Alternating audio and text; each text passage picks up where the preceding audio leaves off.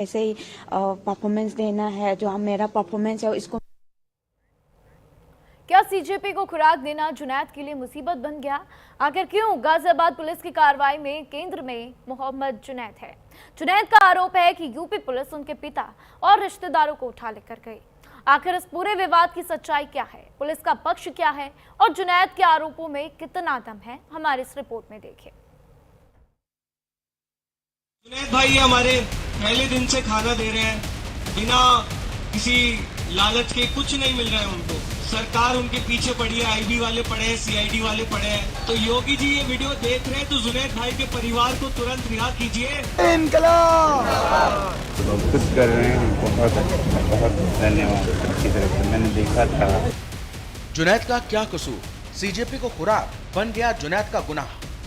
जुनैद भाई हमारे पहले दिन से खाना दे रहे हैं, बिना किसी लालच के। कुछ नहीं मिल रहा है उनको।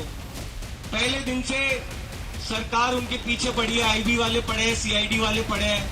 परसों उनके पूरे परिवार को उठा के जेल भेज दिया, डिटेन कर लिया। जुनैद के पीछे क्यों पड़ी गाजियाबाद पुलिस? तो योगी जी ये वीडियो देख रहे हैं तो जुनैद भाई के परिवार को तुरंत रिहा कीजिए, वरना जितनी जनता यूपी की इस समय यहाँ मौजूद है उससे 500 गुना ज्यादा जनता भी जाकर जुनैद भाई के परिवार के समर्थन में धरना देगी। जुनैद का दावा, पिता और रिश्तेदारों को उठा ले गई यूपी पुलिस। दिल्ली के जंतर मंतर पर प्रदर्शन के दौरान दिल्ली पुलिस के साथ अब यूपी पुलिस की कार्यशैली पर भी सवाल खड़े हो रहे हैं। गाजियाबाद के मसूरी इलाके के रहने वाले मोहम्मद जुनैद इस प्रदर्शन में पहले दिन से प्रदर्शनकारियों को खाना खिला रहे थे, लेकिन अब आरोप लगा है कि जंतर मंतर आंदोलन में प्रदर्शनकारियों को खाना पीना मुहैया कराने की वजह से यूपी पुलिस उनके परिवार को परेशान कर रही है। जुनैद भाई हमारे पहले दिन से खाना दे रहे हैं, बिना किसी लालच के। कुछ नहीं मिल रहा है उनको। पहले दिन से सरकार उनके पीछे पड़ी है, आईबी वाले पड़े हैं, सीआईडी वाले पड़े हैं। परसों उनके पूरे परिवार को उठा के जेल भेज दिया, डिटेन कर लिया।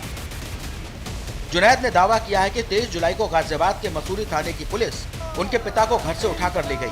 उसके बाद देर रात पुलिस ने उन्हें छोड़ा। जुनैद के मुताबिक अगले दिन यानी 24 जुलाई की सुबह उनके पिता को फिर उठाया गया। इतना ही नहीं, उन्होंने ये भी दावा किया कि मेरठ में रहने वाली उनकी बहन के ससुर और देवर को भी पुलिस उठाकर गाजियाबाद ले आई।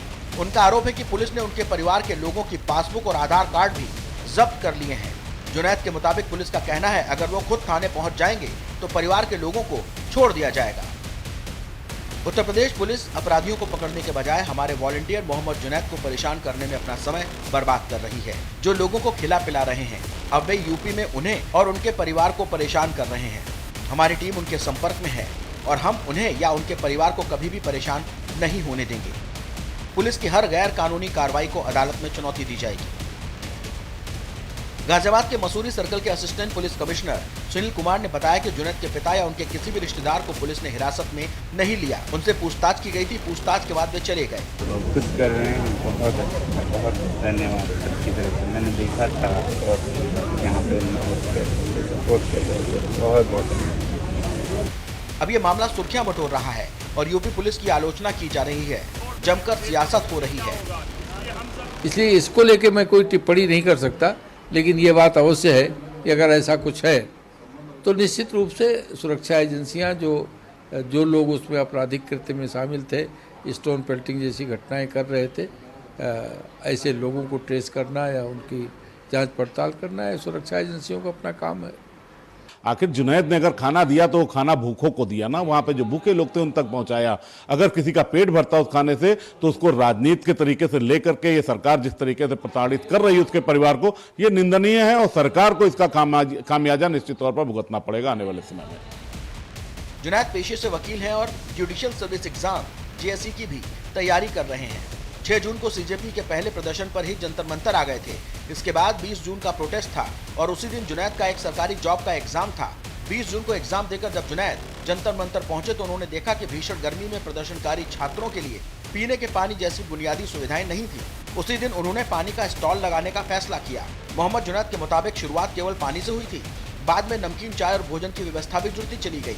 पहले कुछ दोस्तों ने मिलकर खर्च उठाया, लेकिन धीरे धीरे लोग खुद आगे आने लगे। फिर करीब 25-30 लोगों की टीम पूरे इंतजाम को संभालने लगी। जुनैद ने बताया कि 20 जून से शुरू हुए इस आंदोलन के बाद से वो घर भी नहीं गए। उनका कहना है कि वो लगातार प्रोटेस्ट साइट पर रहकर छात्रों की मदद कर रहे थे। पुलिस कार्रवाई के आरोपों पर उन्होंने कहा, अगर किसी प्यासे को पानी पिलाना और भूखे को खाना खिलाना अपराध माना जाता है तो वो ये अपराध बार बार करेगी। Bureau report, news India. Ghaziabad का नाहला गांव, जो मोहम्मद जुनैद का घर है, न्यूज इंडिया की टीम पहुंची, परिजनों और ग्रामीणों से बातचीत करने का प्रयास किया, लेकिन परिवार और गांव के लोगों ने मीडिया के सामने कुछ भी बोलने से इनकार कर दिया। संवाददाता अजीत रावत की ये रिपोर्ट देखिए। दिल्ली जंतर मंतर पर लगातार आंदोलन चल रहा था और उसमें एक नाम ऐसा आया जो अपनी तरफ सबको आकर्षित कर दिया।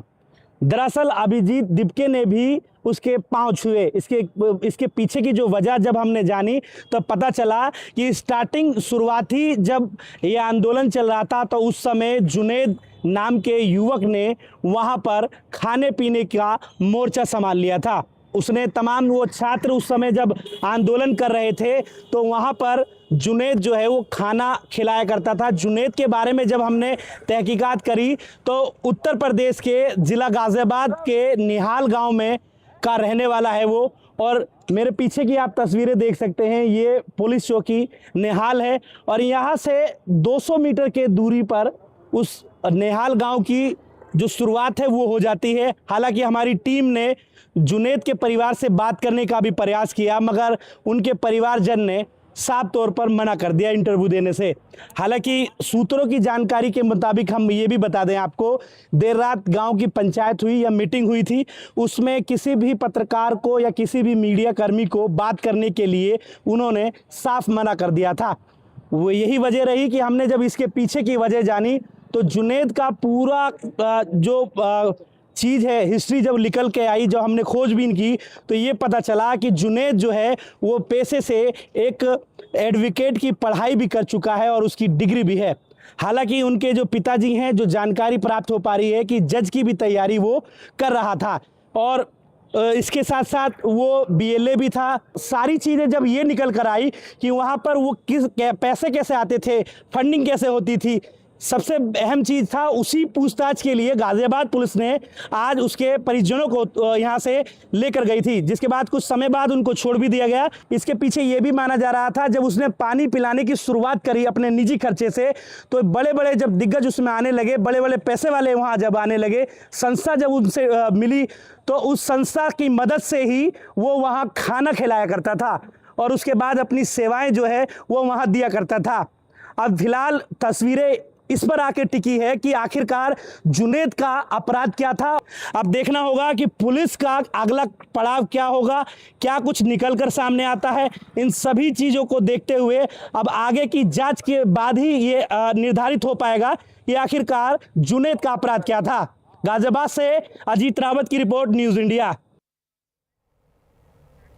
और वहीं देखिए, पटना की बांकीपुर विधानसभा सीट पर हो रहा उपचुनाव।